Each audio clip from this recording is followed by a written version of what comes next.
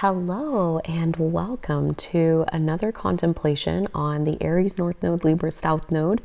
This will primarily focus on the Libra South Node. I feel like most of what I've been talking about up until now has been very focused on the Aries North Node end of things and building up our individuality and all of that good, yummy stuff. And all of that is still happening simultaneously while the Libra South Node is doing its magic. And I feel like this morning I'm getting a conscious look at the work of the Libra South Node. And I want to try to put some words to that for my own understanding. I'll tell you, this is the third time I've started this video. I recorded about 20 minutes, 2 different times of like just rambling and trying to get my thoughts here. So this one, I mean, may or may not be any better than that. But it is yielding a little bit more clarity each time. And the thing that I got to the second time that was still just very much a knotted mess, but like it came up to the surface where I could see at least a bit of it. And I'm going to grab that thread right from the beginning this time, is that I want to talk to any late degree placements in Gemini and Aquarius, or Libra for that matter. So like late degree air signs. And by late degree, I would say like anything 25 degrees or higher. And so 25 degrees to 29, 59 of Gemini, Libra, and Aquarius. Oh, I gotta wonder, like, if you guys have been feeling the intensity of this transition along with me, like as much as it has been. I have no late degree Aquarius placements, but I do have my Sun and Chiron conjunct at 28, 29 of Gemini, and my Chiron at 29, 49 of Gemini. And so almost immediately, as soon as that South Node gets into Libra, it's making a perfect trine to my Chiron, which is almost exactly conjunct with my Sun. And Sun being the center of our personality, kind of like the core of ourself, and Chiron being the wounded healer, so like our deepest wound as like in our psyche, and the most potent, most magical medicine that we are here to both use to heal ourselves and to heal the collective. And so I have that Chiron Sun conjunction at the very end of Gemini. And as the Libra South Node gets going at the end of Libra, that perfect trine being a supportive, helpful aspect, mostly so far it's been really intense and pretty disorienting, discombobulating. And the words that just keep coming are unpopular opinion. And up until yesterday, when I recorded an energy reading, and for this, talking about pieces of the Aries North Node contemplation that are coming together for me. I've done multiple of these already, and this one ended up venturing off into my most unpopular opinion of the moment. I came to this opinion late last year, like late 2022, and it has only deepened, it's only gotten more robust, and I have never talked about it publicly because it feels too unsafe. And I'm still not even going to talk about it, the opinion itself, in this episode. I want to talk about having an unpopular opinion. I want to talk about what happens when you say things that other people get triggered by, when you have opinions or you have perspectives, you have ideas, you have thoughts that are triggering to other people, that, you know, when your thoughts make other people feel unsafe and then they lash out because they feel unsafe. I feel like that is basically the dynamic that I'm seeing with the Libra South Node trining my Chiron in Gemini. Is like, I have a long history of upsetting people with what I say.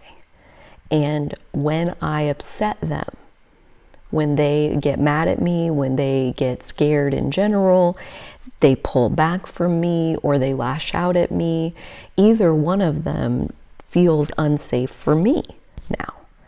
And so as we journey into the Aries North Node and becoming more of our individual self, there is also this process happening in our air energy where our thoughts and ideas and internal mental structures, the way we experience the world and the way that we make sense of the world, so much of that is a direct relation to our true identity and the social programming, the social safety that either was there or was not there, or was conditionally there based on what you were doing or whatever the situation. Like the safety of the social setting that we are in, it warped our perception of the world from a very young age. And one of the pieces that I am recognizing is like working its way up out of my unconscious is like, I know how to recognize an unpopular opinion, and mostly I just keep those to myself. And I get better and better and better as I get older at recognizing the opinions that are going to be unpopular. I get better and better and better at extracting the nuggets and the wisdom that I can from my opinion, from my perspective. I can see what I see. And instead of just saying what I can see, I take out the pieces that I think will be accepted, aka that are safe to share and not trigger, not upset other people, not offend other people. I'm like taking my perspective and then distilling it and watering it down into the version that's palatable. That's what I do. That's how my internal process works. And this unpopular opinion that I have that has been forming for almost a year now, like, I really dove into it, like just full out, like laid my whole philosophy, my whole thesis out there on the table in the episode I made yesterday. And even while I was doing it, there was like this clenching inside of me that was like, don't go there, don't go there, don't go there. That's the part you can't say. What are you doing? Don't go there, don't go there, don't go there. There's this like voice in my head that is like self-monitoring. Like that air shadow of like, this is my programming. This is the voice of somebody telling me like, you're reading too much into it. You're off the rails with that one. Like you're the one being dramatic. Like you're the problem. But now it's not somebody else's voice. It's my voice that's saying that to me. And it was doing it even while I was just telling the video, like what I see and how I think it works and how I understand this structure and what this structure leads to. And like, I see this ripple effect coming off that structure. And like, I'm just explaining what I can see. And the whole time I'm doubting myself. And then afterwards, I edit the video. I really enjoyed watching it. Honestly, it felt amazing to get to share. In most part, right? I have the self-doubt voice over here on the side, but like really I felt in flow. And at one point I even had to stop and just have a moment of reverence of how good it felt to be in service to this idea, this perspective that I can see that I know the world is not ready to hear it yet, right? Maybe some people are. And that's the part where I want to bring myself into greater harmony with my truth, because I think there are people who are ready to hear it. And I believe wholeheartedly, the deeper and deeper and deeper that I go into this truth, I believe wholeheartedly that the vantage point that I am able to see on this subject is helpful to the collective consciousness evolving in a way where there is less and less pain. Take that back, where there is less and less suffering on this planet.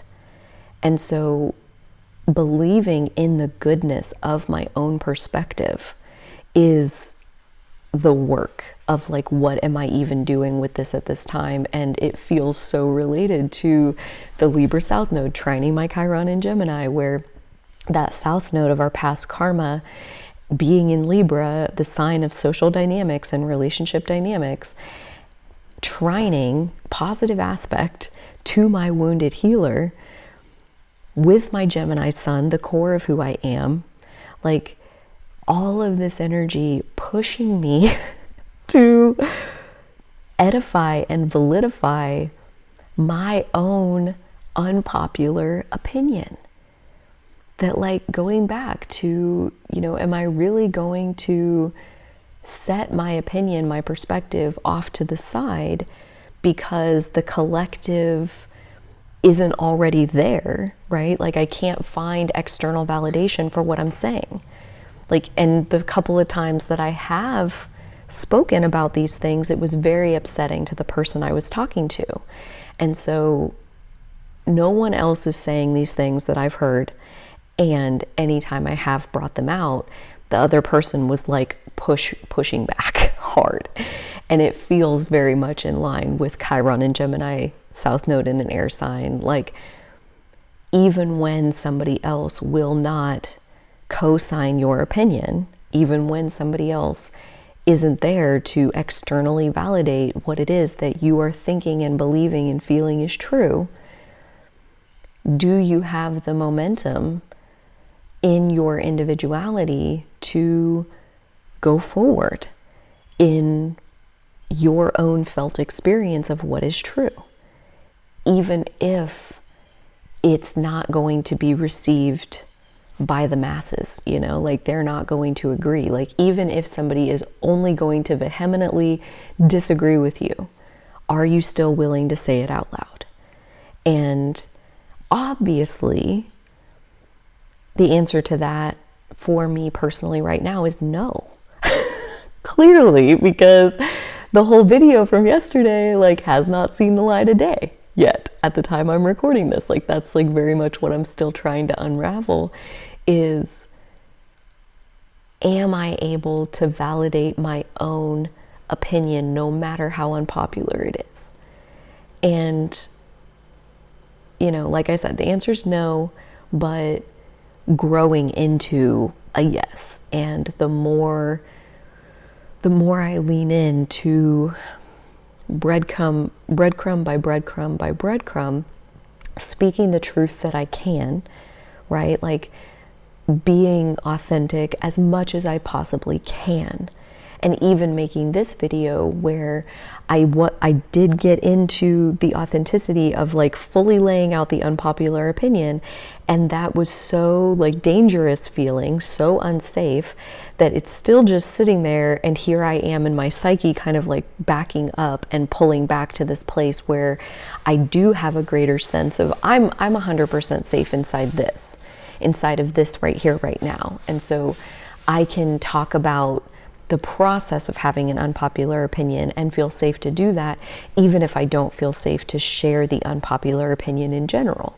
And even going back to, you know, what, like that example that I shared, I don't even remember if I shared it in this one or the one of the other two that I said at this point, but like that example of whether your unpopular opinion is going against the status quo of society, or you're going against the status quo of just one family unit or one workplace unit or whatever the case, there are ways, I think, to feel where the boundary is and feel if, like, you know, the electric fence that's trying to keep you in, like, is it even electrified?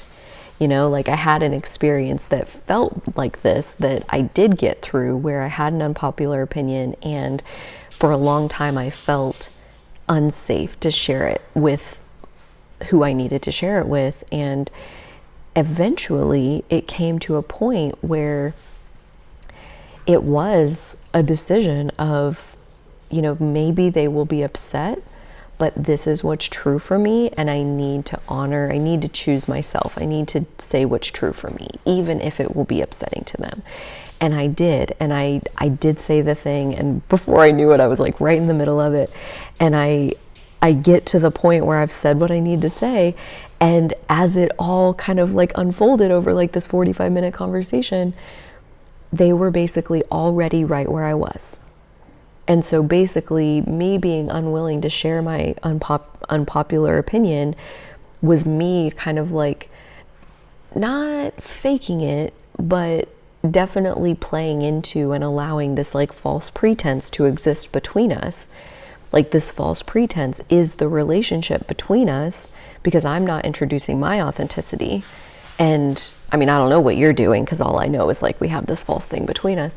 And so then to see like when I was willing to be my authentic self, and then here's their authentic self and it actually matches mine, like now the false pretense is no longer between us and we have a more honest, authentic connection.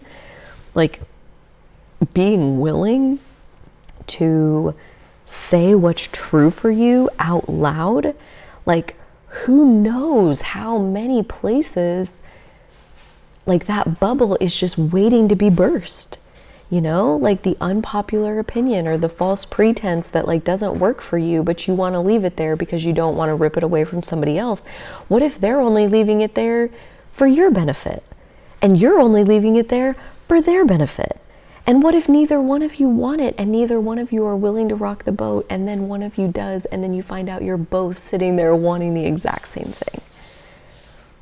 This is possible.